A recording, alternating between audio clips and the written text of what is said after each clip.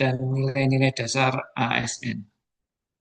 Sekilas CV dari Ibu narasumber, waktu dan tempat kami aturkan ke Ibu narasumber. Sekian dari kami. Assalamualaikum warahmatullahi wabarakatuh. Waalaikumsalam warahmatullahi wabarakatuh. Monggo Ibu, bisa di Baik, terima kasih. Bismillahirrahmanirrahim. Assalamualaikum warahmatullahi wabarakatuh.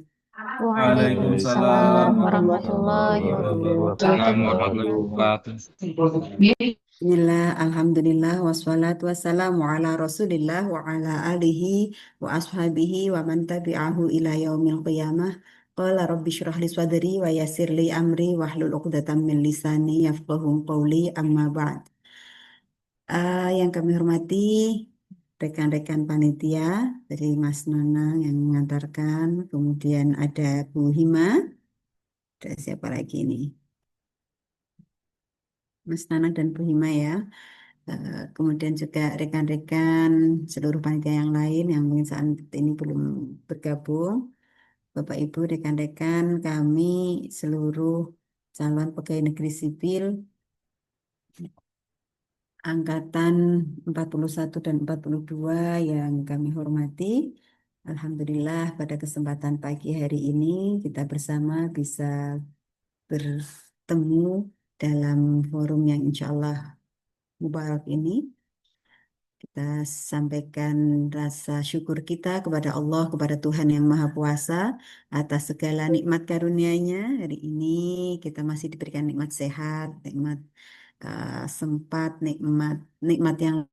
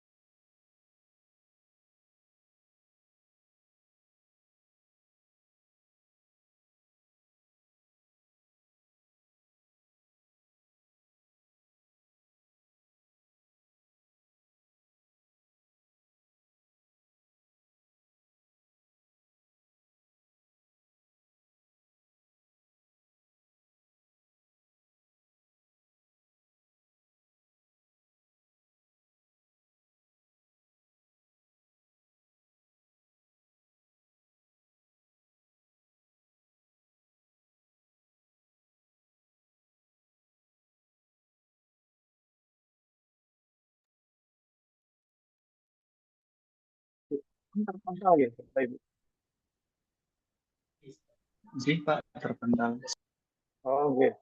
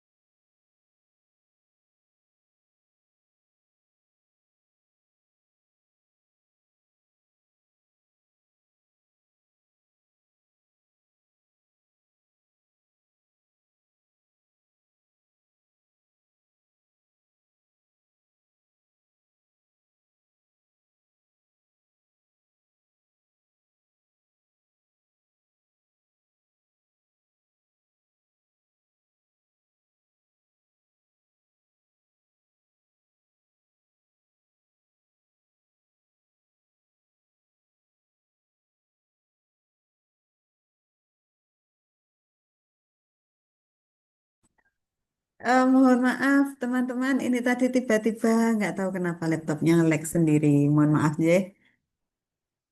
Terima kasih Pak Nanang. Nggih, kami lanjutkan.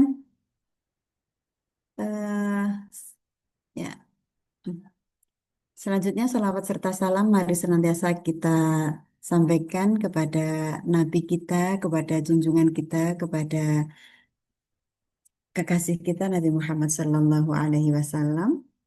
Semoga kita semua mendapatkan syafaatnya ila yaumil qiyamah. Amin. Allahumma amin. Rekan-rekan, ini sebelum saya mulai, saya mau cek dulu yang masih belum memakai backdrop dan belum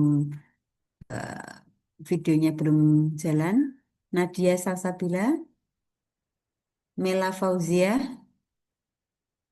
sudah. Zairov Setia Wibowo. Jadi biar saya tidak eh, berbicara dengan ruang kosong. Zairov Setia Wibowo, siapa lagi yang belum masuk ini? Ini ada Pak Waisan juga, Pak Agus, ya. Ahmad Bazuri,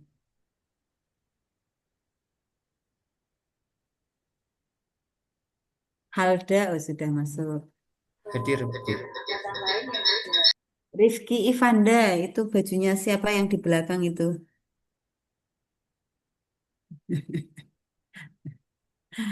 Oke. Ya, sehat-sehat semua, adik-adik, rekan-rekan. Alhamdulillah Sehat, sehat. sehat. Sehat Bu, Alhamdulillah. Alhamdulillah. Alhamdulillah. Alhamdulillah. Ada yang non-Muslim ini di angkatan ini? Dan semua Bu. Muslim semua? Ya. Oke. Ya, baik. Kalau ada yang non-Muslim, maka tentu saya juga akan memberikan salam penghormatan sesuai dengan agama dan keyakinan masing-masing. Baik, rekan-rekan, Bapak Ibu, panitia dan rekan-rekan semua, izin pada pagi hari ini saya mendapatkan tugas dari Bapak Kepala Balai Diklat Keagamaan Semarang untuk melaksanakan proses pembelajaran sharing bersama dengan rekan-rekan semua terkait dengan pengembangan sumber daya manusia dan nilai dasar ASN. Saya tadi sudah dikenalkan, nggih. Saya Siti Nur Maunah. Saat ini saya diberikan amanah sebagai Kasubag Tata Usaha Balai Diklat Keagamaan Semarang, salah satu instansi lembaga pendidikan dan pelatihan, lembaga diklat atau lembaga pengembangan kompetensi di Kementerian Agama, yang dalam hal ini menjadi tempat penyelenggaraan kegiatan pelatihan dasar rekan-rekan semua. Saya di Balai Diklat Keagamaan Semarang baru ini tahun ke-21, baru 20 tahun, masuk tahun 2005. Ya, rekan-rekan mungkin ada yang baru lahir di tahun itu barangkali ya, atau tahun-tahun awal 2000 gitu ya. Ini kalau saya lihat masih fresh-fresh, masih muda-muda ini. Yang paling senior usia berapa ini yang di sini?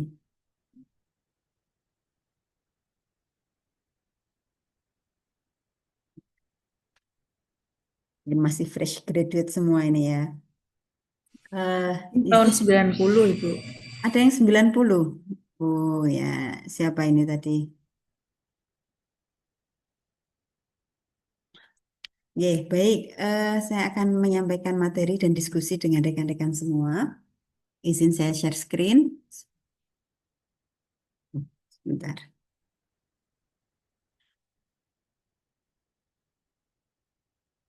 Yang pertama, saya sampaikan ucapan selamat pada rekan-rekan telah berhasil sampai di titik hari ini, yang mana tidak semua orang berkesempatan untuk bisa menjadi aparatur sipil negara di Kementerian Agama. Selamat, dan ini juga sekaligus sebagai uh, sebuah medan perjuangan, medan untuk berhikmah bagi agama, nusa, dan bangsa yang rekan-rekan semua telah mampu menyisihkan ribuan orang yang juga sama-sama pengen berkhidmah di Kementerian Agama. Namun rekan-rekan yang berhasil untuk menjadi eh, CPNS di Kementerian Agama. Pelatihan dasar ini adalah salah satu pelatihan yang wajib untuk diikuti, ya.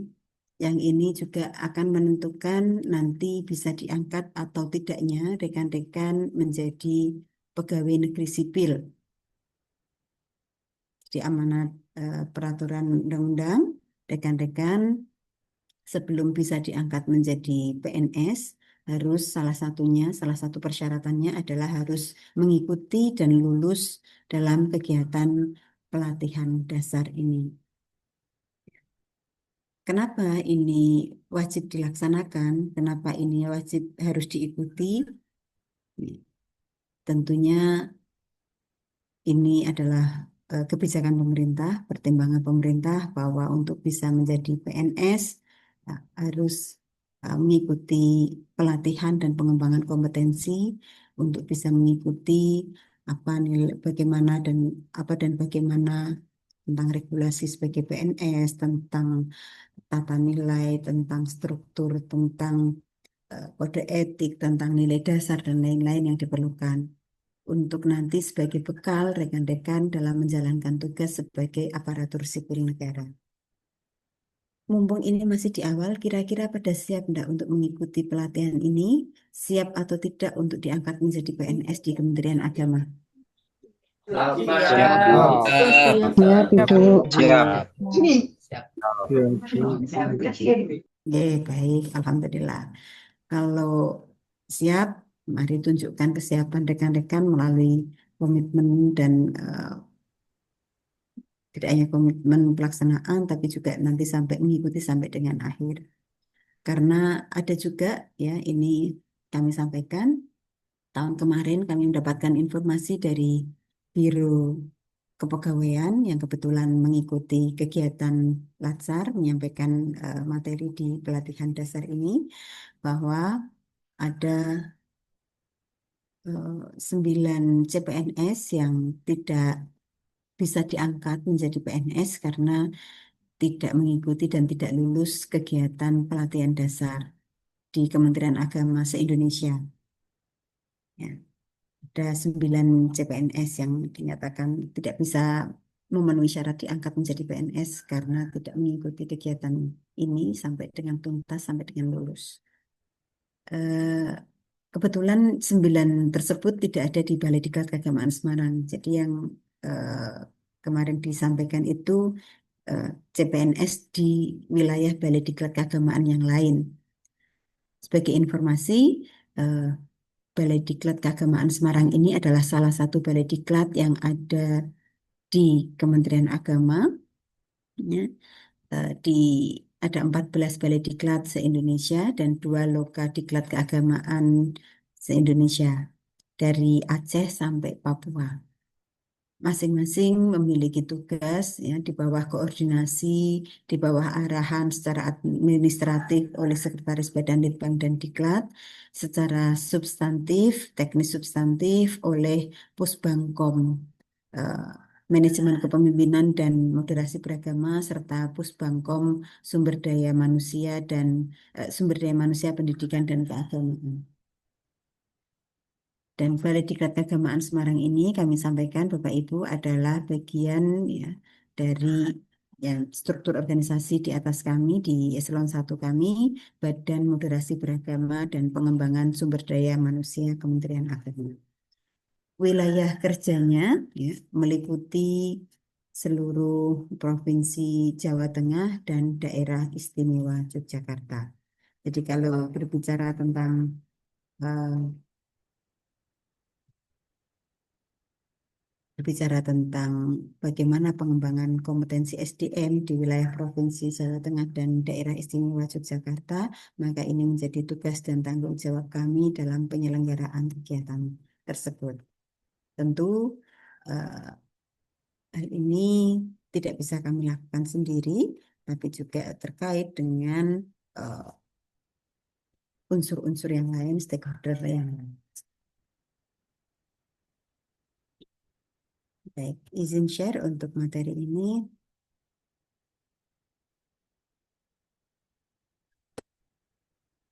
Oke. Berbicara tentang kebijakan pengembangan sumber daya manusia, Kementerian Agama dan nilai dasar ASN Kementerian Agama, saya ingin memulai dari awal terlebih dahulu dari visi dan misi Kementerian Agama. Rekan-rekan semua di sini nanti izin saya akan secara acak ya menyebutkan ya, untuk melontarkan pertanyaan dan nanti saya secara acak akan minta salah seorang untuk menjawab atau bisa juga nanti siapa yang bisa nanti bisa raise hand, tidak harus saya tunjuk begitu nih ya. Nah, rekan-rekan saat ini masuk dalam rumah besar Kementerian Agama. Saat ini berada di Kementerian Agama. Ratna Aprilia, di mana sekarang posisinya? Sekarang saya di MTS Negeri 4 Boyolali, Bu. Ya, baik. Ya. MTS Negeri 4 Boyolali ataupun di MAN, MI, kan Kemenag, di UIN, IAIN, atau Staben, dan lain sebagainya. Ini wadah besarnya kita berada di Kementerian Agama. Wadah yang lebih besar lagi adalah kita bagian dari pemerintah. Yang saat ini presiden terpilih adalah Bapak Prabowo Subianto dengan didampingi, dibantu oleh unsur-unsur yang terkait, kementerian lembaga yang telah ditetapkan. Tuh. Kemudian yang berikutnya, apa sih sebenarnya tugas kita di Kementerian Agama itu?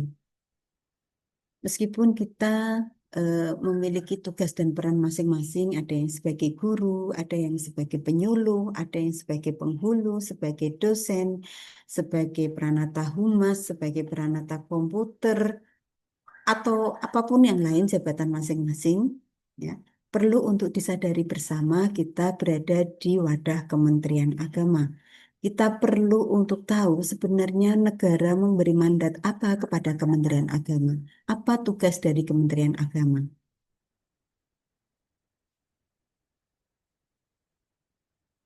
Tugas dari Kementerian Agama adalah menjalankan sebagian tugas pemerintahan di bidang keagamaan dan pendidikan keagamaan. Itu adalah amanah yang diberikan kepada Kementerian Agama. Dan ini terjabarkan dalam visi, misi, dan program-program strategi serta program-program lain yang telah dirancang. Visi dan misi Kementerian Agama tahun 2025 sampai dengan 2029 adalah terwujudnya masyarakat yang rukun, maslahat, dan cerdas bersama Indonesia Maju menuju Indonesia Emas 2045. Ada 3 kata kunci di sini, yaitu yang pertama rukun, kedua maslahat, dan yang ketiga cerdas. Saudara Elang Fakih Gusti, mungkin bisa disampaikan kenapa yang dimaksud dengan masyarakat rukun yang dituju oleh visi dan misi Kementerian Agama ini yang seperti apa? Yaitu masyarakat yang saling menghormati kepercayaan masing-masing dan menghargai kepercayaan masing-masing, Bu. Rukun, yang rukun. Harapan seperti apa rukun yang dimaksud di sini?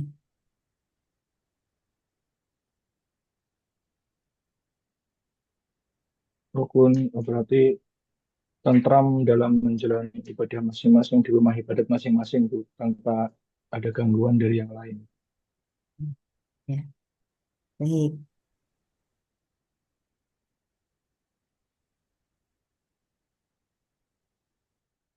Yang berikutnya, eh, Saudara Abdul Mazid. Ya, Bu.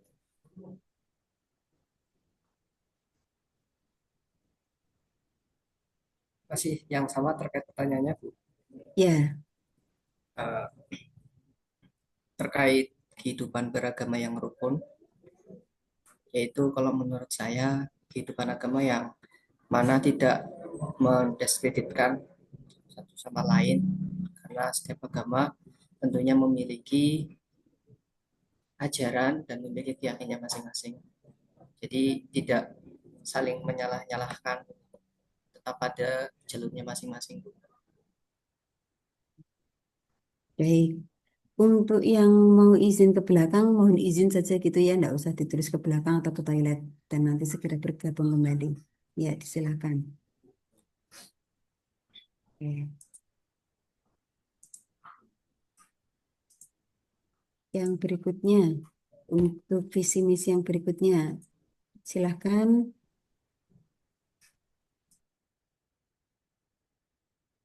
Resa Timur Triana. Ya, Bu.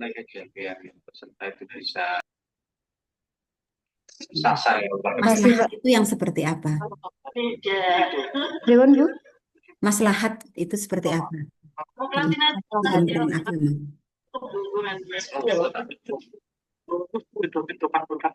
Maslahat itu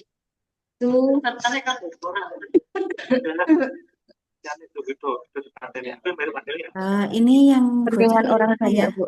Eh, ada suara. Kepentingan orang banyak, Bu. Gimana? Kepentingan orang banyak. Maksudnya gimana? Eh, Maslahat itu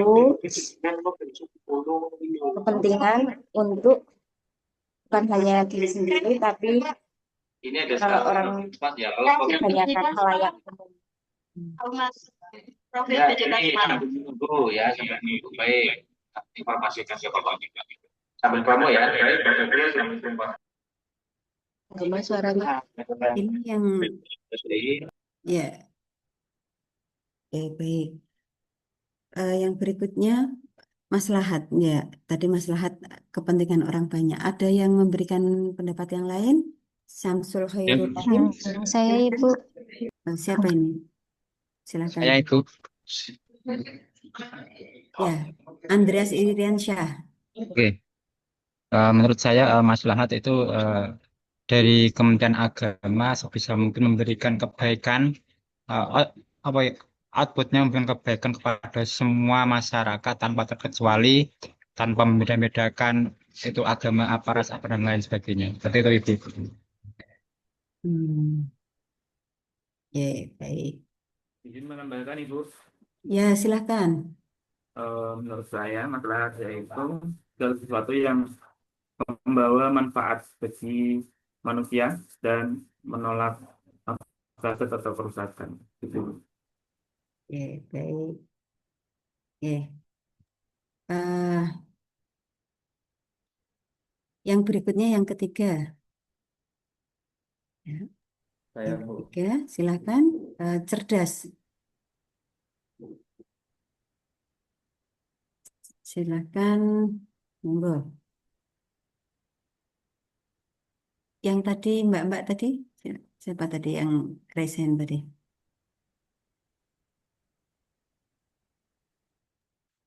Tadi resen masih seputar maslahat.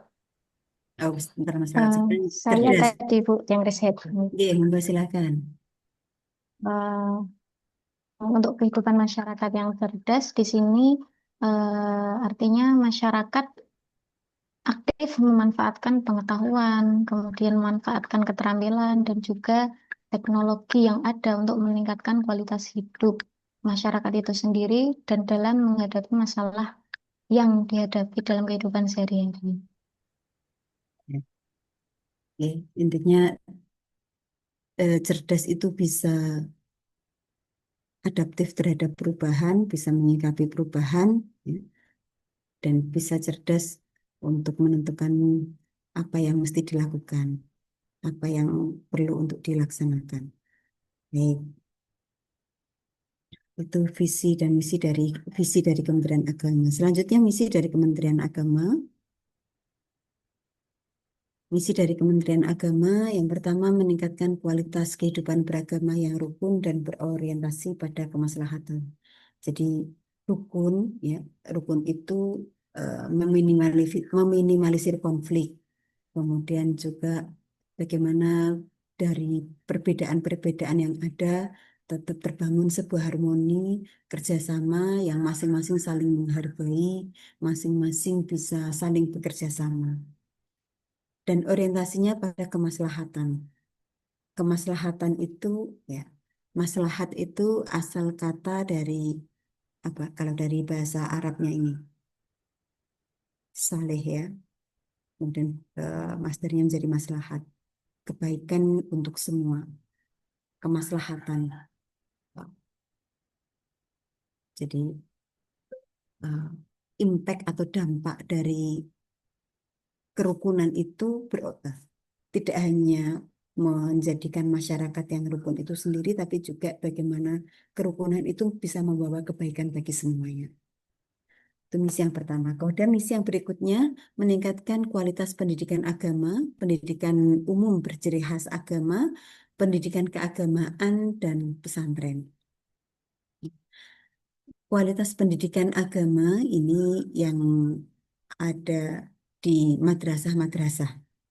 Ya, nah, madrasah-madrasah saat ini tidak hanya dipandang sebelah mata, tapi sejajar, ya, setara dengan pendidikan yang ada di instansi yang lain. Bahkan juga saat ini telah mendapatkan tempat di hati masyarakat menjadi pendidikan yang eh, pilihan yang utama. Pendidikan umum berciri khas agama, ini yang pendidikan-pendidikan agama yang ada di sekolah-sekolah umum, kemudian pendidikan keagamaan, dan pesantren. Kemudian yang ketiga adalah meningkatkan tata kelola pemerintahan yang baik atau good governance. Tata kelola pemerintahan yang baik atau good governance ini eh, merupakan salah satu prasyarat untuk kita bisa maju bersama sebagai bagian dari pemerintahan. Untuk bisa tata kelola pemerintahan yang baik, tentu diperlukan unsur-unsur yang terlibat di dalamnya, baik mulai dari pengelolaan keuangan, kepegawaian, eh, dan lain sebagainya, yang itu berperan dalam operasional kantor sehari-hari.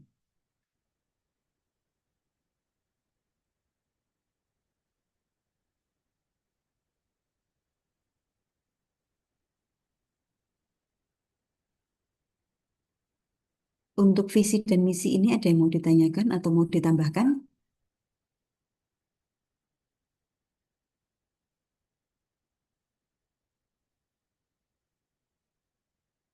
Silahkan. Kalau sudah cukup, mari kita ke berikutnya tentang nilai dasar aparatur sipil negara. Kemarin telah belajar bersama di waktu pembelajaran MOOC ya tentang nilai dasar aparatur sipil negara yaitu berakhlak. Nah, berorientasi pelayanan, akuntabel, kompeten, harmonis, loyal, adaptif, dan kolaboratif. Ya. Yang dimaksud dengan berorientasi pelayanan itu yang seperti apa? Saudari Iis Hastuti, silakan.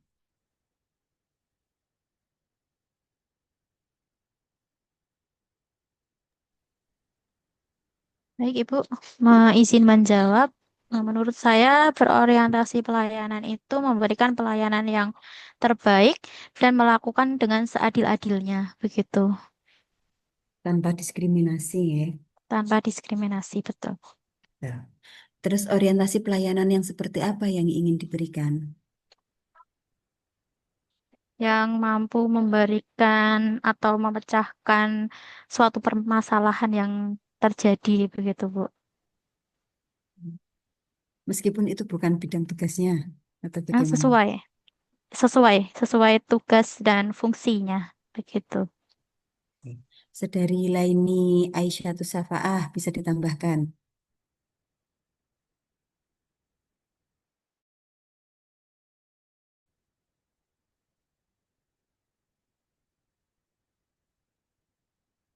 Iya, Ibu, Iya, silakan. berkomitmen untuk memberikan pelayanan yang terbaik kepada masyarakat.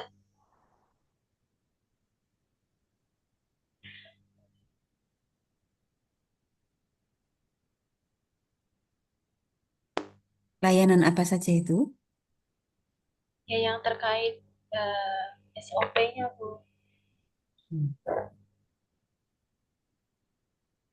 Kalau yang bukan SOP-nya berarti tidak dilayani begitu atau bagaimana? Ya tergantung tupoksinya, Bu. Kalau misal memangnya masih masuk ya dilayani. Tapi jika tidak, akan diarahkan ke yang lain yang jadi Hmm. bagiannya. Iya.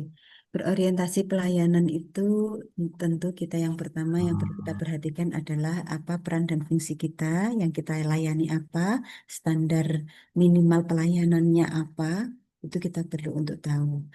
Kemudian yang kita layani siapa, bagaimana cara melayani, ya, dan eh, target output layanan itu apa? Itu beberapa hal yang terkait dengan berorientasi pelayanan.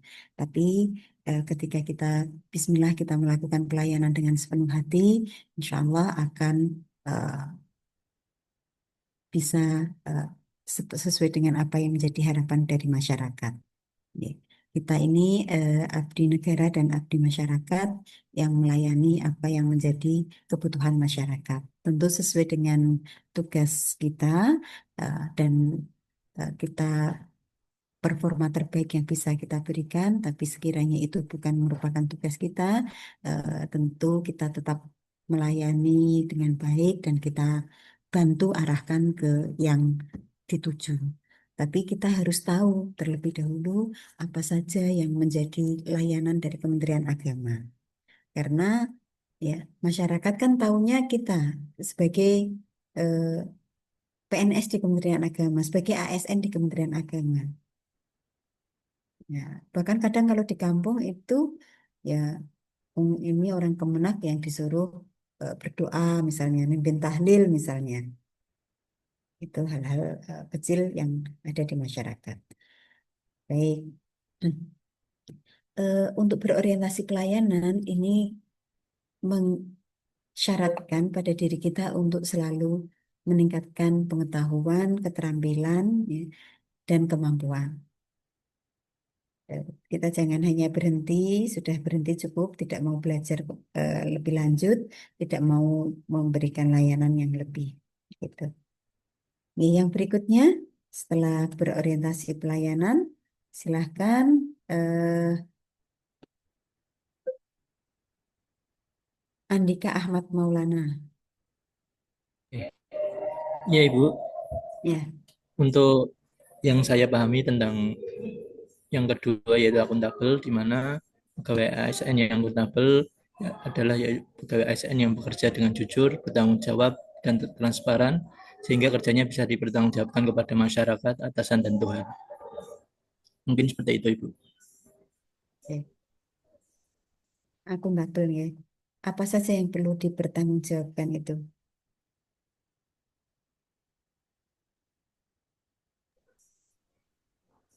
Bagaimana, Ibu? Yang perlu untuk dipertanggungjawabkan apa saja itu? Yaitu setiap tugas, kemudian keputusan dan penggunaan, khususnya dalam pelayanan kepada masyarakat, seperti itu, Ibu. Ya. Ya. Dilanjutkan Sihin Abdullah Al-Fani. Ya, Al, Al, Al, siapa ini? Alfani, Bu. Ya, betul. Ya, silakan untuk nilai dasar yang berikutnya. Maksud dari nilai dasar yang berikutnya apa? Nilai dasar yang berikutnya yaitu kompeten. Jadi ASN itu harus terus meningkatkan kompetisi diri, Bu. Harus sering belajar, harus ikut pelatihan-pelatihan yang pada bidangnya sehingga bisa menjadi ASN yang mempunyai eh, kualitas yang baik. Mengapa kita perlu meningkatkan kompetensi? Supaya dalam melayani masyarakat itu bisa lebih baik, Bu. Jadi kalau misalkan kita eh, menguasai dalam bidangnya, insya Allah untuk pelayanan pada masyarakat pun akan lebih baik. Hal apa saja yang perlu ditingkatkan? Saudara Abi Sani Suyuti.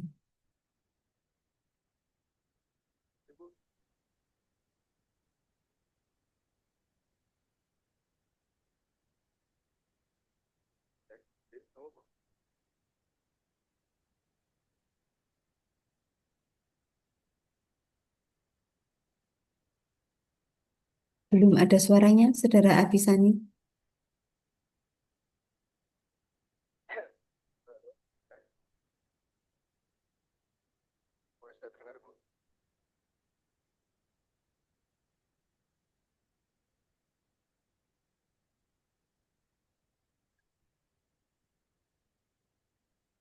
Abisani Suyudi atau yang lain, silakan. Apa saja yang perlu untuk ditingkatkan, kompetensi apa saja yang perlu ditingkatkan? Ibu. Ya, silakan. Oke. Menurut saya yang perlu ditingkatkan itu Ya, Umar Fahmi, oke. silakan.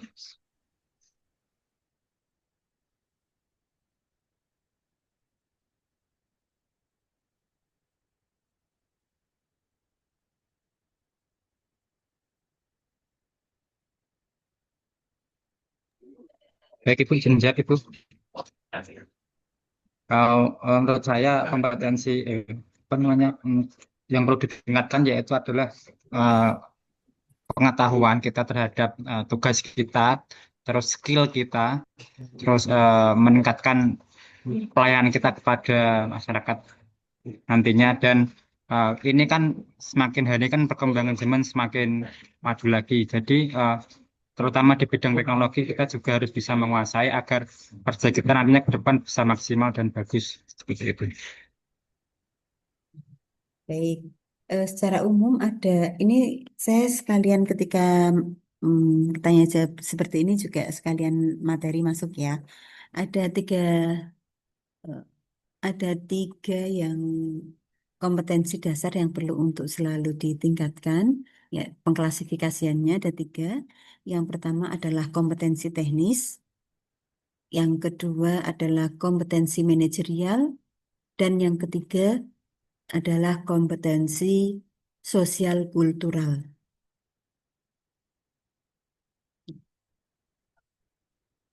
Kompetensi teknis, kompetensi manajerial, dan kompetensi sosial kultural. Apa yang dimaksud kompetensi teknis? Saudari Farika.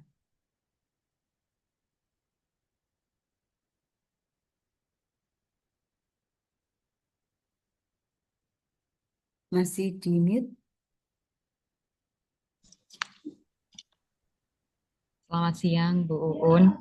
Ya, siang. Ya, kompetensi teknis ini kemampuan khusus yang berkaitan langsung dengan pelaksanaan tugas atau pekerjaan tertentu, dan ini biasanya sifatnya itu praktis dan dapat diukur. Jadi, ciri-cirinya itu dapat dipelajari melalui pelatihan atau pendidikan dan juga bisa diukur dengan standar kinerja. Contohnya misalnya di bidang IT itu bisa menguasai coding dan data analisis. Kalau di bidang saya komunikasi bisa menulis, membuat konten media sosial dan juga public speaking. Seperti itu, Bu. Tempat tugas di mana, Saudara Farika? Di UIN Sunan Kalijaga, Ibu. Ya. Kompetensi teknis ini terkait dengan bidang tugas masing-masing teknis, ya betul sekali yang tadi disampaikan. Misal sebagai guru apa itu, guru fisika, guru biologi, kompetensi teknis seorang guru itu apa saja? Kompetensi dalam cara penyampaikan pembelajaran, kompetensi dalam pemahaman materi pembelajaran itu sendiri. Nah, itu bagian dari kompetensi teknis. Untuk jabatan yang lain disesuaikan juga. Saya sebagai pustakawan, ya bagaimana ilmu-ilmu tentang perpustakaan, bagaimana tentang melayani pengunjung perpustakaan, bagaimana untuk meningkatkan perpustakaan menjadi lebih baik. Nah, itu adalah kompetensi teknis. Kompetensi manajerial berikutnya, kompetensi manajerial. Yuni Miftahul Hasanah, silakan.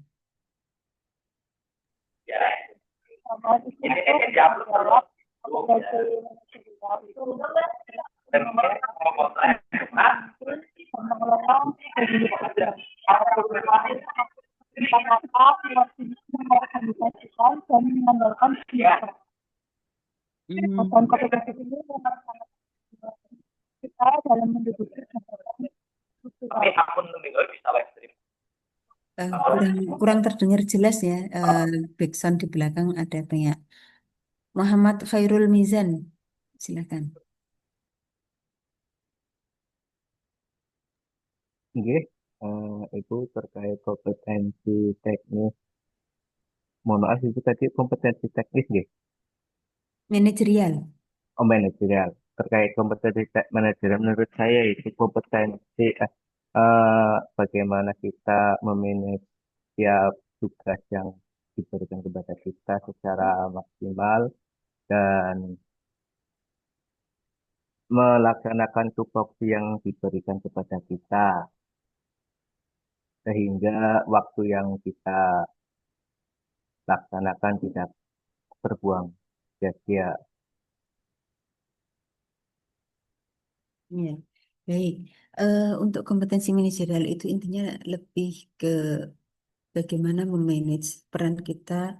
Ya, kulukum ro'in wa kulukum mas'ulun an ra'iyatihi. Setiap dari kita adalah pemimpin dan kita akan ditanyai, diminta pertanggungjawaban tentang kepemimpinan kita. Ya. Eh, Mungkin kalau untuk kompetensi manajerial secara ansih, pembimbingan atau pelatihan leadership dan lain-lain. Tapi bahwa dalam hal yang lebih teknis untuk kompetensi manajerial ini, bagaimana kita bisa memanage ya, baik diri kita atau lingkungan sekitar kita terhadap tugas-tugas, penyelesaian tugas-tugas yang diamanahkan kepada kita. Gitu. Yang terakhir, kompetensi sosial kultural. Kompetensi sosial kultural yang dimaksud untuk pengembangan kompetensi sosial kultural itu seperti apa? Saudara Effendi Zarkasi, silakan.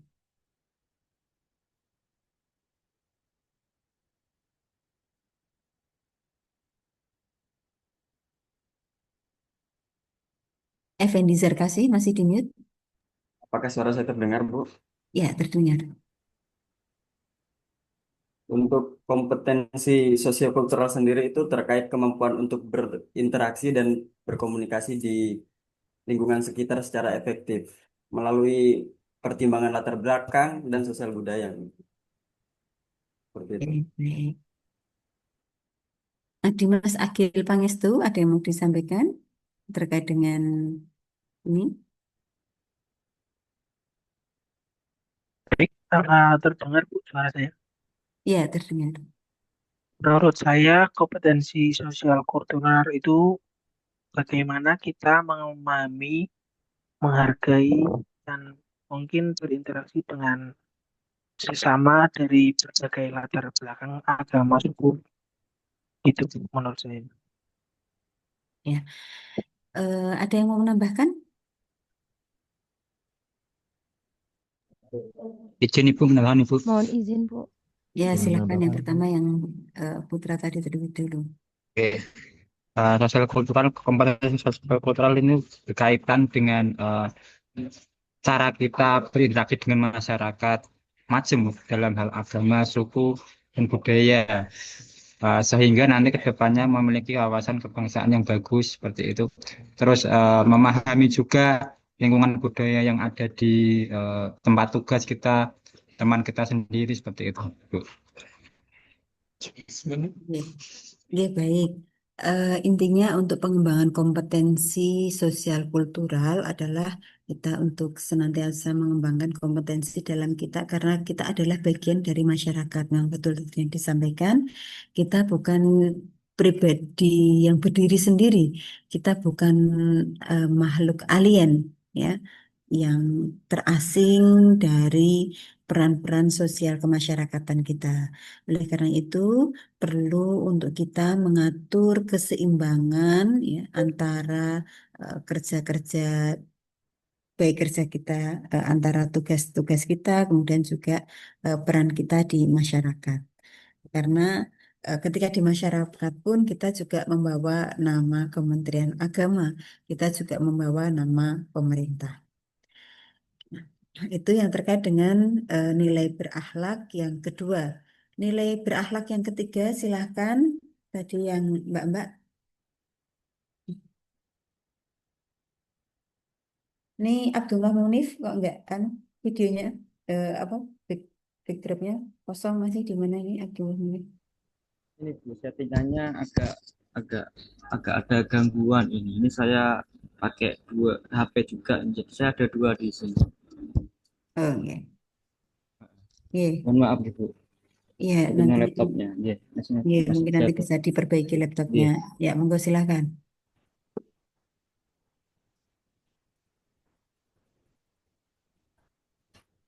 Nilai dasar ASN yang ketiga. Oh iya, terkait harmonis itu ya. Ini Iya. pendapat saya terkait hal harmonis yaitu dapat menghargai setiap orang apapun latar belakangnya, gitu. Kemudian juga suka menolong orang lain dan juga membangun lingkungan yang kerja yang kondusif. Ngoten. Yang keempat ya harmonis. Intinya bagaimana sih untuk menciptakan lingkungan yang harmonis sementara kita kan memang dilahirkan berbeda.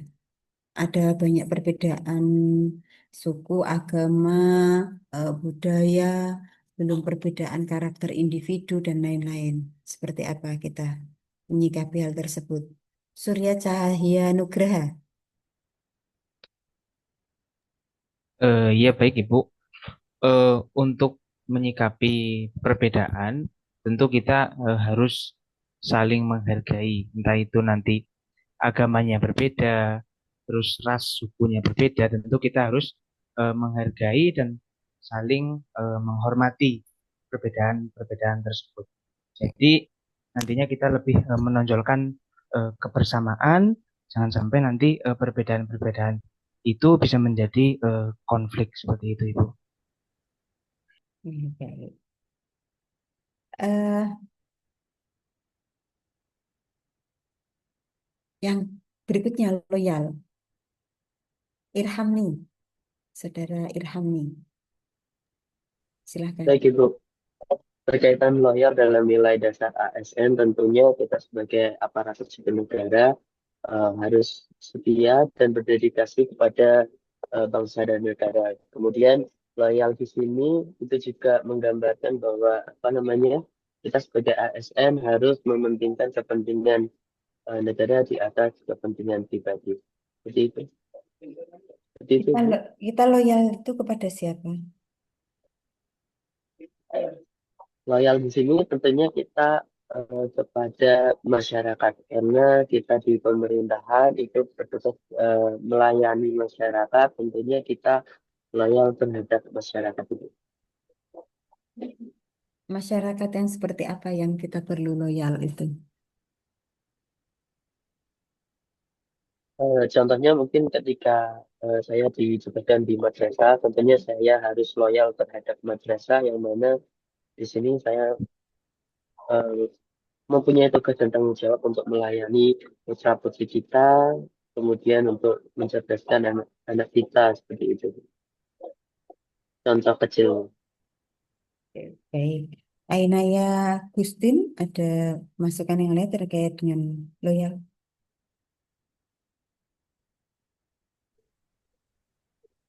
Untuk loyal sendiri, kita loyal kepada negara yang mengutamakan kepentingan rakyat, Bu. Negara itu siapa? Negara adalah negara Indonesia yang ingin masyarakat Indonesianya sejahtera, Bu. Oke. Loyal di sini Bapak Ibu sekalian, pengertian dari unsur loyal itu setia, kita loyalitas kita itu terhadap institusi, terhadap pemerintahan, terhadap bangsa negara, terhadap kementerian, terhadap instansi kita, yang itu bisa tergambarkan tadi saya katakan juga pada pimpinan langsung kita atau pimpinan atas kita sepanjang tidak melanggar eh, norma-norma baik norma agama, hukum maupun etika itu. Jadi eh, makna loyal itu bagaimana kita mendedikasikan eh, seluruh kemampuan terbaik kita untuk bisa memajukan bangsa dan negara sekup besarnya yang kita perankan dalam peran kita sehari-hari. Nah, tentu termasuk juga di sini bagaimana kita untuk mengembangkan inovasi-inovasi ke depan itu juga yang nanti akan kita perlukan juga. Berikutnya ada TIF, silahkan. Elang Fakih Gusti. Ini Mas Nanang saya Eh, izin ya langsung tunjuk ke peserta-peserta ya Mas Nanang selaku moderator. Iya, Bu. Oke, Silakan. oke. Saudara Elang Fakih Oh, Gusti. adaptif Adaptif. dalam kemampuan beradaptasi atau menyesuaikan diri dengan keadaan lingkungan, perkembangan teknologi, lingkungan kerja, dan masyarakat yang lainnya. Oke, baik. Eh, Adaptif ini memang kita bisa menyesuaikan diri dengan lingkungan. Satu cerita sejarah, dinosaurus itu makhluk yang kuat tapi punah karena dinosaurus tidak bisa beradaptasi dengan perubahan iklim waktu itu, perubahan yang terjadi. Yang kuat adalah yang bisa beradaptasi, ya, baik dengan lingkungan, yang dengan termasuk juga yang diharapkan saat ini, rekan-rekan, kita memasuki lingkungan, ya, memasuki dunia era 4.0, 5.0, ya, revolusi industri, revolusi uh, kita saat ini, ya, di era medsos, ya, di era IT, ya. Ini harapan kami, harapan dari Kementerian Agama terhadap rekan-rekan, nanti juga rekan-rekan saat ini generasi Gen Z ya, ini bisa memperkuat Kementerian Agama, bisa memperkuat pemerintah di bidang IT, termasuk juga di situ nanti yang diharapkan. Karena kalau kami saat ini generasi milenial atau generasi di atas kami, generasi kolonial yang ya itu sudah mungkin tidak begitu ya untuk bisa berlari kencang terhadap IT, mungkin ini kami eh, jelas tertinggal dengan rekan-rekan Gen Z yang sekarang. Ya. Nah, itulah kita pentingnya juga untuk beradaptasi, adaptif, bagaimana kita bisa adaptif terhadap perkembangan IT, perkembangan yang terjadi, tapi tetap memegang nilai-nilai dasar, tetap memegang apa yang menjadi kode etik dari eh, kita saat ini. Jadi jangan sampai terseret arus, ya, tapi kita mengabaikan nilai-nilai, norma-norma yang seharusnya itu menjadi pegangan kolaboratif. Silahkan, siapa ini? Kami persilahkan, monggo bisa resen. Saya Ibu, Silahkan, ya. eh, untuk nilai kolaboratif ASN ini, bagaimana kemampuan ASN untuk dapat bekerja sama, membangun sinergi, dan memanfaatkan berbagai macam sumber daya yang ada.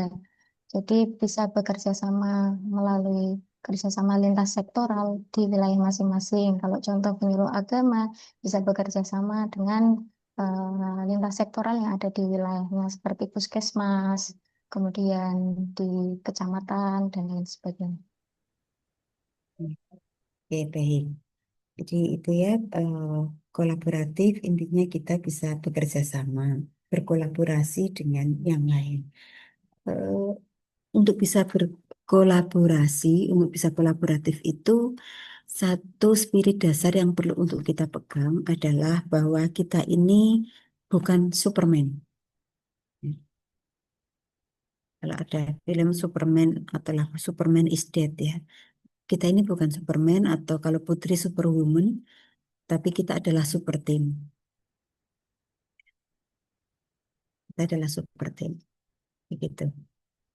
Eh, kita tidak bisa bekerja kita sendiri, tapi kita bekerja bekerja sama dengan orang lain, kemudian dengan tim yang ya, baik itu tim yang terbentuk secara eh, de jure ataupun de facto gitu. Kita ibaratkan juga lidi itu kalau satu buah paling maksimal dipakai eh, untuk tusuk gigi ya atau tusuk sate. Tidak bisa dipakai untuk membersihkan ruangan. Tapi kalau lidi banyak diikat yang kuat, itu nanti bisa untuk membersihkan ruangan, bisa untuk membersihkan halaman dan lain sebagainya. Itu perlu memahami. Baik, kita sudah selesai di nilai dasar ASN. Mohon ditulis di chat, ya, di chat dari nilai-nilai dasar ini mana yang menurut rekan-rekan memerlukan effort yang lebih, tantangan yang lebih selaku CPNS ASN di Kementerian Agama. Saya beri waktu 4 menit. Masing-masing tulis di chat ya.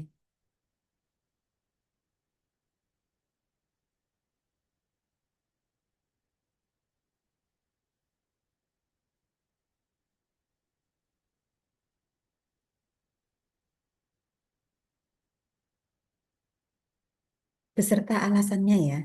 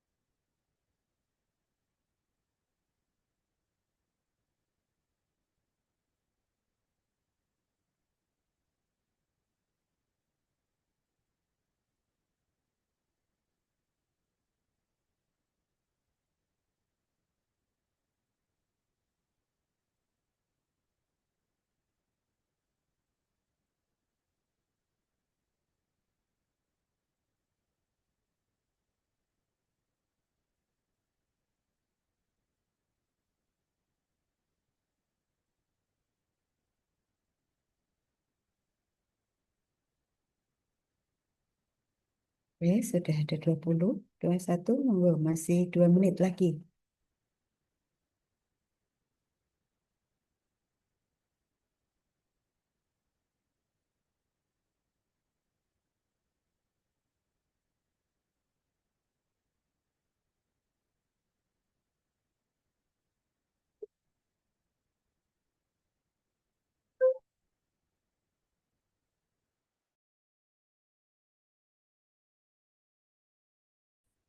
Oke, sambil saya bacakan ya.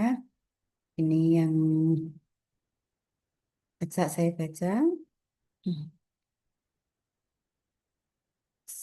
Yang paling membutuhkan effort lebih adalah berorientasi pelayanan karena tidak semua masyarakat puas dengan layanan yang kita berikan.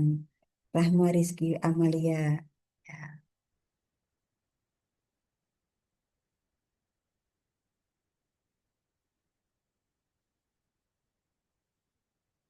kolaboratif. Kompetensi, karena pada kompetensi menuntut pembelajaran berkelanjutan untuk memberikan hasil optimal. Ahmad Sofyan Asauri. Ini ya terima kasih. Ini teman-teman luar biasa eh, bisa menyampaikan pendapatnya, yang telah memberikan pendapatnya. Abdullah Munif, apa ini pendapatnya? Saudara Abdullah Munif.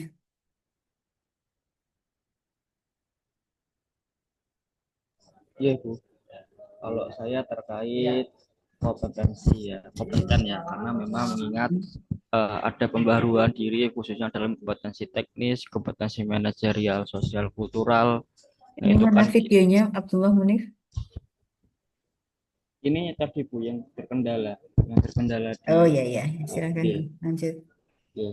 Jadi menurut saya memang kompeten itu memang perlu dibutuhkan seorang ASN mengingat mutasi juga telah terjadi di ASN, makanya kemudian dalam kompetensi teknis, manajerial serta sosial kultural diperlukan pembaruan diri dan penyesuaian kaitannya dengan eh, perkembangan zaman dan perkembangan lingkungan begitu, termasuk usia. Nanti kita juga akan bertambah usianya dan kita tetap harus memiliki kompetensi-kompetensi yang terbaru begitu.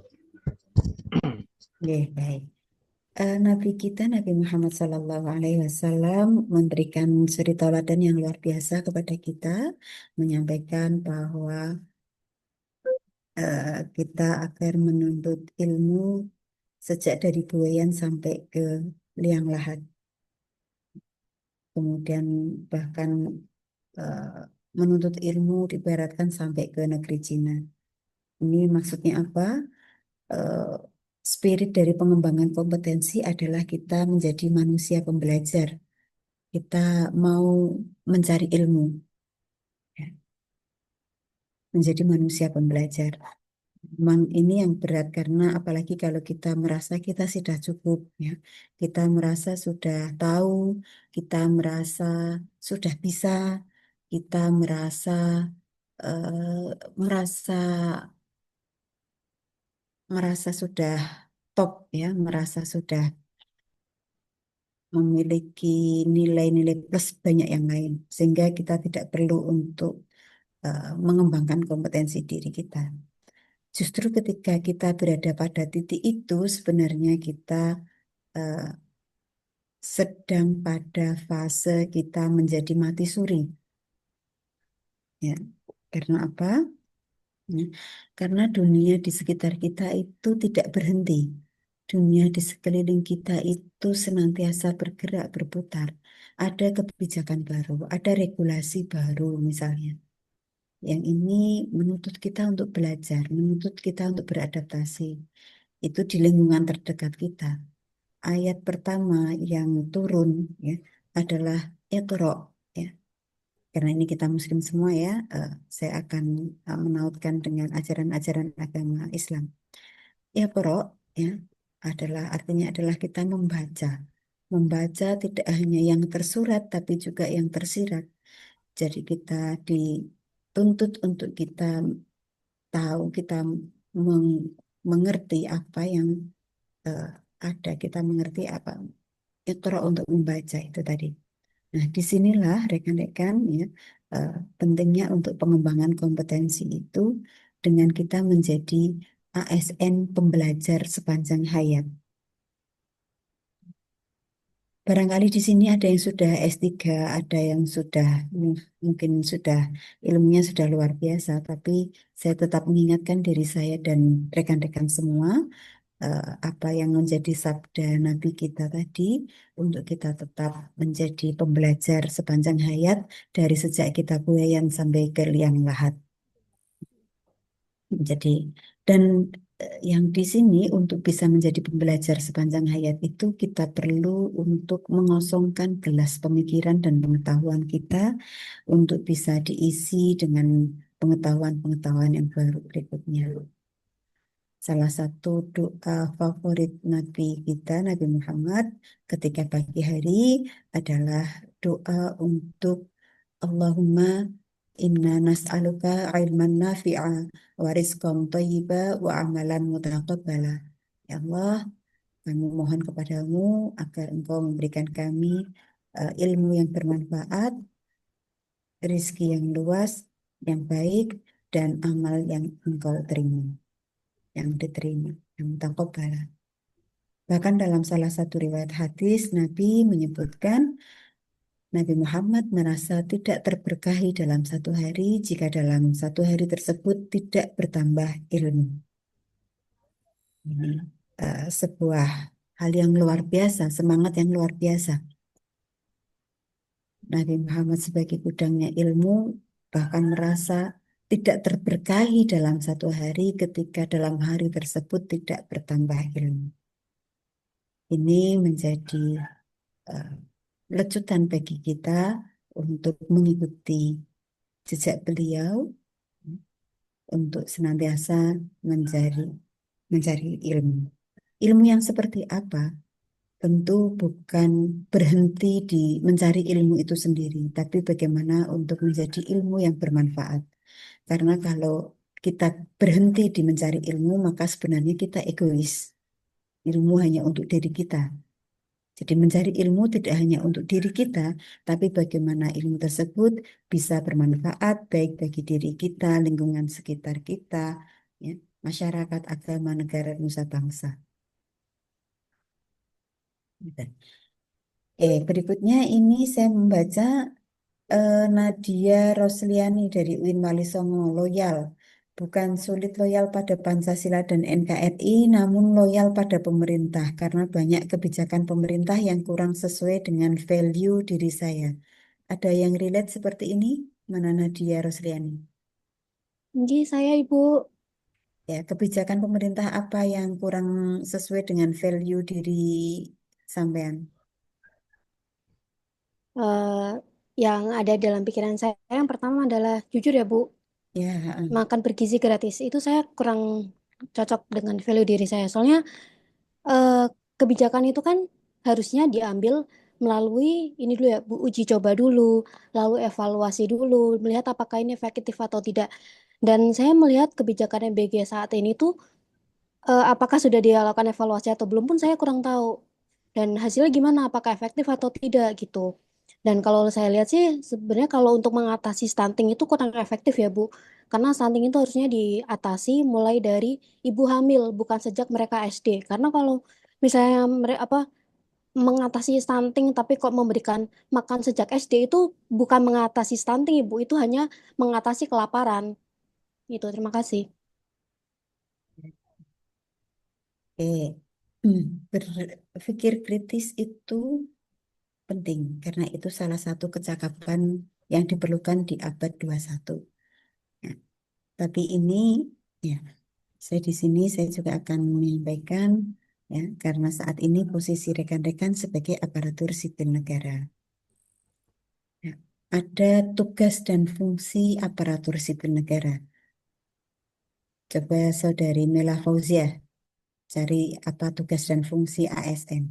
Ada 3 tugas dan fungsi aparatur sipil negara. Saudari Mela Fauzia, silakan.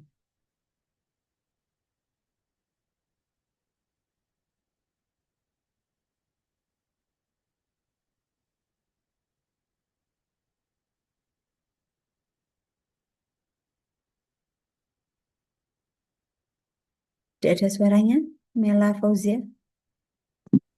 Saat ini bagaimana Bu? Apakah ada suaranya? Ya, oke, silakan. Baik. Untuk dari tugas dan fungsi aparatur sipil negara atau ASN ya Ibu. 3 tugas dan fungsi ASN. Ya. Untuk sejauh yang saya tahu perihal dari tugas dan fungsi ASN yang pertama tentang adalah selaku pelaksana kebijakan publik dan juga pelayan publik dan juga pemersatu serta perekat bangsa Bu, begitu. Ya, baik. Tugas dan fungsi ASN ada 3, ya, yaitu tadi pelaksana kebijakan publik, kemudian kedua pelayan publik, pelaksana kebijakan, kemudian yang ketiga pelayan publik, dan yang ketiga adalah perekat dan pemersatu bangsa. Ini relate tadi yang disampaikan oleh Saudari Nadia. Ya. Ya.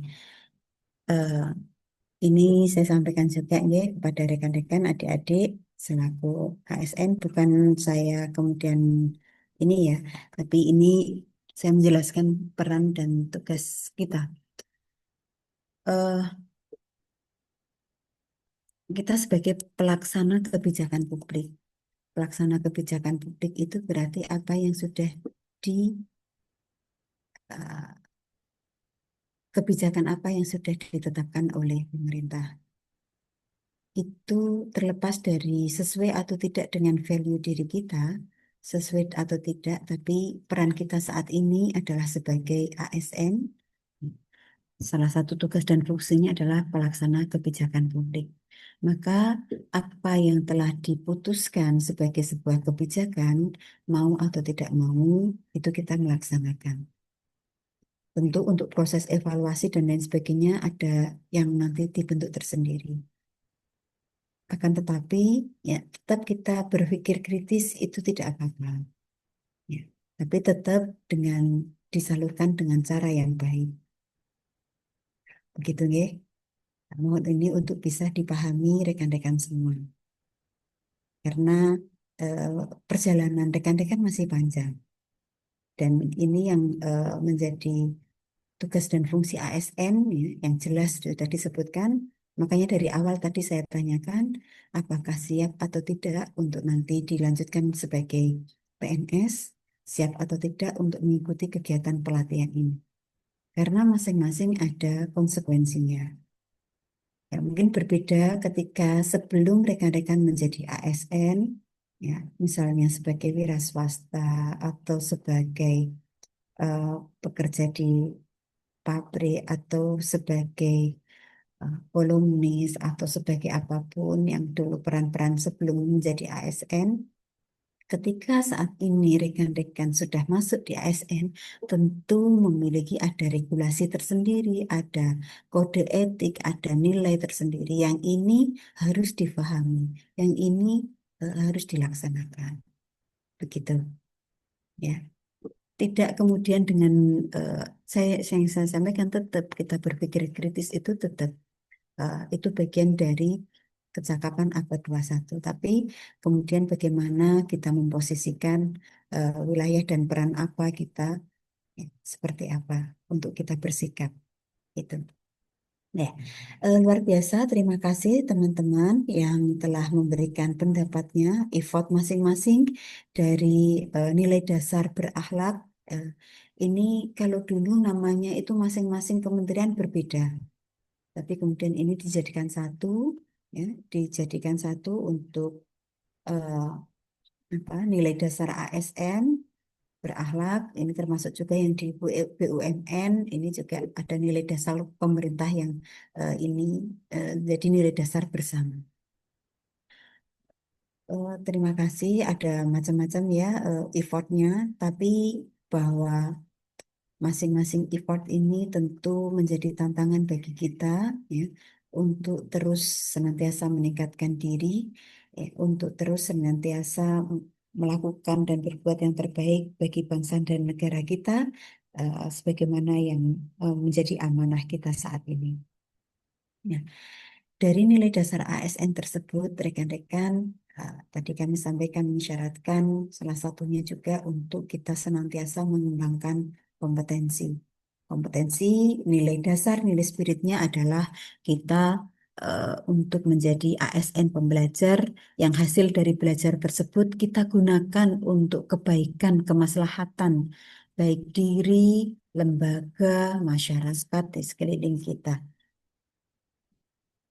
Karena khairun nas anfa'uhum linnas, sabda Nabi kita, sebaik-baik manusia adalah manusia yang bermanfaat bagi manusia. Bukan berarti dimanfaatkan, tapi yang menebarkan kemanfaatan bagi yang lain. Nah, kita beranjak dari nilai dasar tersebut, kita beranjak ke kebijakan pengembangan sumber daya manusia. Ini adalah salah satu hal yang penting untuk dilaksanakan agar kita bisa terus maju, agar kita bisa terus berjalan, agar kita bisa eh, terus berkontribusi terhadap kemajuan bangsa ini. Mengapa sumber daya manusia ini penting untuk kita kembangkan? Ya, tadi dalam diskusi kita sudah banyak hal yang mengemuka, ya karena memang adanya kebijakan baru, regulasi baru, ataupun juga tantangan IT yang baru, kita saat ini belum bisa membayangkan ya dulu pas waktu saya masih kecil ya di desa itu di Satu kampung itu yang punya TV baru beberapa orang. TV ya, TV hitam putih baru beberapa orang. Kalau pengen lihat itu saja pakai aki ya, di depan pakai aki itu ditaruh di halaman di halaman luar itu tetangga-tetangga pada ikut nonton seminggu sekali. Saya masih ingat ya, tahun 80-an. Hari ini ya, tidak hanya jarang sekali kalau saat ini di rumah tidak ada TV ya. Bahkan tidak hanya di rumah, di kamar itu sudah ada TV. Dan sekarang peran TV itu sudah bisa juga kita lihat dari handphone yang sehari-hari kita bawa. Tahun 90-an itu untuk ada telepon kabel, telepon rumah, itu tidak semua desa, kecamatan punya telepon. Kemudian ada mulai pager, kemudian ada handphone yang besar sekali yang bisa untuk apa istilahnya, untuk gebuk maling ya, karena begitu besarnya dulu waktu itu. Terus kemudian mulai beranjak. Tapi saat itu belum terfikirkan kita bisa ya, apa sudah bisa mendengar melalui telepon real time dengan orang yang kita tuju itu sudah luar biasa. Kita nggak membayangkan bisa melihat wajahnya ya melalui video call. Saat itu, saat itu, saat ini hari ini itu sudah sangat lumrah biasa. Bahkan HP-HP yang murah-murah pun sudah menyediakan juga layanan itu. Dulu hanya elit-elit tertentu yang bisa kemudian era BlackBerry. Ya mungkin saat itu rekan-rekan masih kecil atau ada yang mungkin baru lahir BlackBerry dan lain-lain. Perkembangan-perkembangan. Termasuk juga perkembangan IT ini mempengaruhi terhadap pekerjaan, terhadap sosial kultural masyarakat. Dulu kita banyak lihat ada wartel, warung telepon. Sekarang sudah tidak ada. Sekarang semua sudah pakai ini. Termasuk juga misalnya kantor pos. Kantor pos itu kalau tidak ada perubahan pengiriman surat, hanya fokus di pengiriman surat, maka kantor pos itu sudah tutup lama itu. Karena saat ini hari ini mana yang saat ini masih mengirimkan surat sangat jarang sekali. Sudah bisa dikirim lewat email, lewat WA, sudah dimudahkan. Ya. Kalau tidak bisa beradaptasi dengan situasi dan perubahan yang baru itu, mengembangkan kompetensinya di situ, maka tentu akan ketinggalan. Peran guru kalau hanya transfer of knowledge, ya ini ada yang menjadi guru di sini? Banyak ya. Kalau peran guru hanya transfer of knowledge, itu sudah tentu kalah jauh ya, dengan Syekh Google, Syekh YouTube, Syekh TikTok ya, yang sangat mudah diakses, tidak harus menunggu di sekolahan, bisa tanya langsung kepada sekarang juga ada ChatGPT dan kawan-kawannya ya. Itu kalau hanya transfer of knowledge, peran guru sudah selesai. Ya. Tapi kalau peran guru, ya, at-thariqah ahamu minal madah. Metode pembelajaran itu lebih penting daripada materi pembelajaran. Walakin ada yang lebih penting dari thariqah. Apa yang lebih penting dari thariqah? Al-mudarris ahamu minat thariqah. Guru itu lebih penting daripada metode pembelajaran. Tapi ada lagi yang lebih penting daripada guru. Apa itu? Ruhul mudarris ahammu minal mudarris. spirit guru untuk mendidik, spirit guru untuk mengajar itu lebih penting daripada kehadiran guru yang misalnya yang sewu guru hanya memberikan tugas terus kemudian ditinggal kemana dan kemana. Spirit guru yang itu bisa membangkitkan semangat anak, yang bisa eh, mendalami karakter anak dan mengembangkan sesuai dengan bakat minatnya. Itu enggak ada di Google itu. Enggak bisa Google kayak gitu.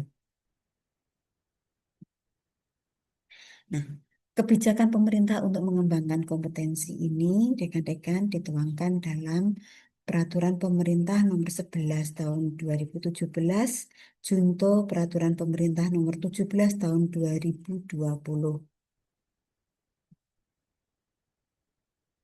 Ini juga monggo nanti bisa dipelajari ya, terkait dengan manajemen ASN bahwa untuk pengembangan kompetensi, sistem pengembangan kompetensi ASN itu melalui dua jalur, yaitu jalur pendidikan dan jalur pelatihan.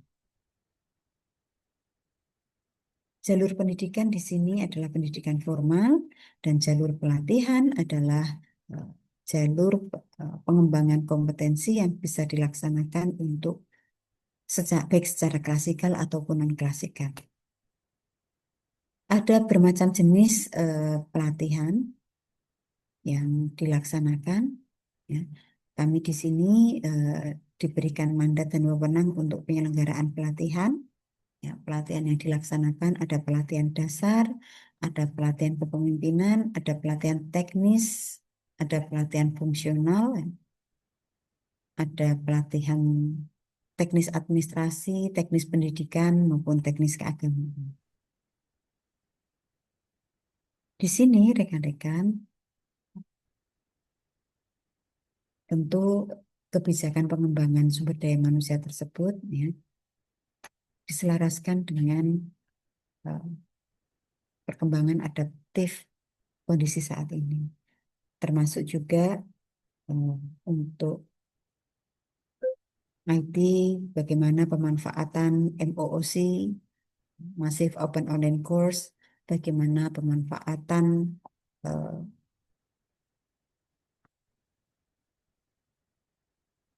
Learning Management Center, ya, dan lain-lain untuk menjadi corporate university.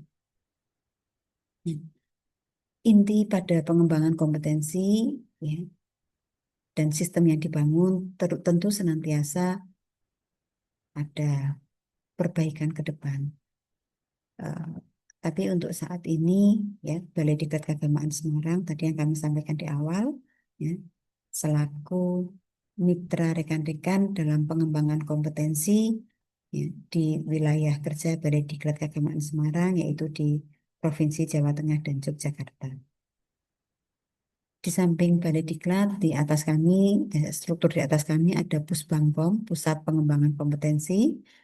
Ada dua saat ini Pusbangkom MKMB, Manajemen Kepemimpinan dan Moderasi Beragama, serta Pusbangkom SDM Pendidikan dan Keagamaan. Harapan kita bersama, masing-masing dari kita memiliki niat untuk selalu mengembangkan kompetensi, untuk selalu memberikan yang terbaik bagi agama, nusa, dan bangsa. Saat ini, tahun ini di Balai Diklat Keagamaan Semarang terbatas untuk penyelenggaraan pelatihannya, ya, karena amanat prioritas kegiatan, ya, ini baru bisa melaksanakan pelatihan dasar. Semua kegiatan pelatihan yang lain ini tahun ini kita off-kan. Hanya di awal tahun, beberapa kegiatan saja di awal tahun, tapi setelah itu kita off-kan. Dan PJJ, beberapa kegiatan PJJ. Kenapa di off-kan? Karena salah satunya untuk mendukung prioritas pemerintah ini di rekan-rekan, agar membantu rekan-rekan bisa nanti segera lulus, ya, bisa mengikuti kegiatan pelatihan dasar ini, bisa lulus dan diangkat menjadi PNS. Gitu. Mau enggak pada lulus ini? Rekan-rekan? Mau, Mau, Bu. Mau, Bu. Mau sekali. Mau, Bu. Mau banget. Oke, makanya ikuti kegiatan ini dengan baik, kedisiplinan, pengerjaan tugas-tugas untuk diperhatikan, ya, karena kalau memang tidak memenuhi ambang batas kelulusan, ya, yang pangapunten nanti bisa tidak diluluskan. Tapi sepanjang rekan-rekan dari faktor kedisiplinan, dari pengerjaan tugas, dari sikap dan perilaku ini baik, nanti juga insya Allah akan sesuai dengan ketentuan yang ada diluluskan untuk lulus begitu. Dan terakhir kami sampaikan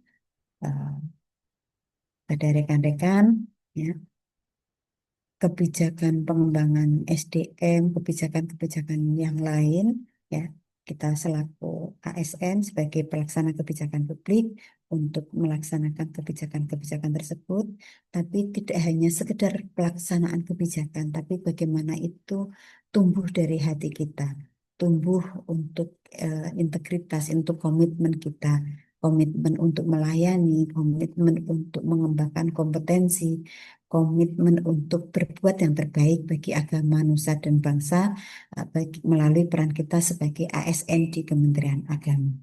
Demikian yang dapat kami sampaikan. Terima kasih atas segala perhatian dan mohon maaf atas segala yang kurang berkenan. Kami kembalikan ke Mas Nanan. Kami akhiri. Allahul muwaffiq ila aqwamit thoriq. Wassalamualaikum warahmatullahi wabarakatuh. Waalaikumsalam warahmatullahi wabarakatuh. Terima kasih, Bu. Terima kasih, Bu. Terima kasih, Bu. Terima kasih, Bu. Terima kasih, Bu. Terima kasih, Bu. Terima kasih. Terima kasih banyak, Bu. Terima kasih. Mas Nanang atau panitia mau ada yang disampaikan? Bu Hima?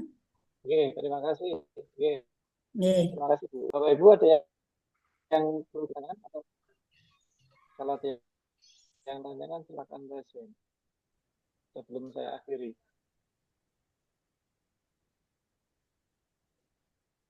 Cek Bapak Ibu, silakan. Atau ada yang mau ditanyakan?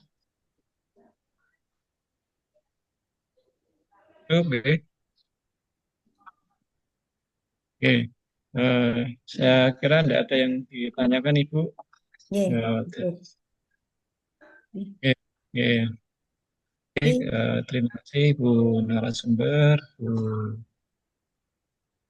Siti Mauna yang telah memberikan materi pada siang hari ini. Selanjutnya, Bapak Ibu, nanti jangan lupa untuk Zoom-nya jam 2 dan jangan lupa untuk absen pada hari ini. Itu saja Ibu, sekian dari kami. Wassalamualaikum warahmatullahi wabarakatuh. Waalaikumsalam warahmatullahi wabarakatuh. Waalaikumsalam warahmatullahi wabarakatuh. Warahmatullahi wabarakatuh. Dan nanti mungkin berdua juga.